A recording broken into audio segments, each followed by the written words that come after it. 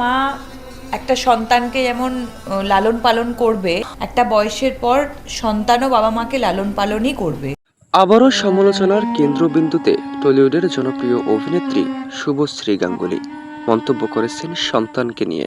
অনেকেই মন্তব্য করেন, সন্তানকে ছাড়া এবার তবে কি শুভশ্রী চলে গেল দেবের কাছে? কেন এই জনপ্রিয় জুটির বিচ্ছেদ? কিছুদিন পর পর নতুন করে সমালোচনায় কেনই বা আসেন? কেনই বা জানা যায় রাজ চক্রবর্তী ও শুভশ্রী গাঙ্গুলীর ডিভোর্স হয়েছে? এগুলো কি আসলেই সত্যি? তবে কি এবার প্রথমবারের মতো সন্তানকে রেখে দেবের সঙ্গে শুভশ্রীর ঘরোয়াভাবে শুভ বিবাহ সম্পূর্ণ হলো? এ নিয়ে নানান জল্পনা কল্পনা নেটিজেনদের। অনেকেই ঠিক জানতে চান আসল সত্য। তো চলুন দেরি না করে জেনে নেওয়া যাক। বেশ কয়েকদিন পর পর নতুন করে সমালোচনায় আসেন অভিনেত্রী শুভশ্রী গাঙ্গুলী।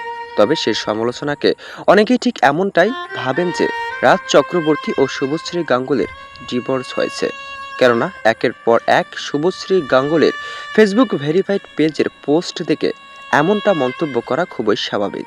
তবে সে সকল মন্তব্য করা সত্যিকারই দুঃখজনক হিসেবে বিবেচনা করেন শুভশ্রী গাঙ্গুলী।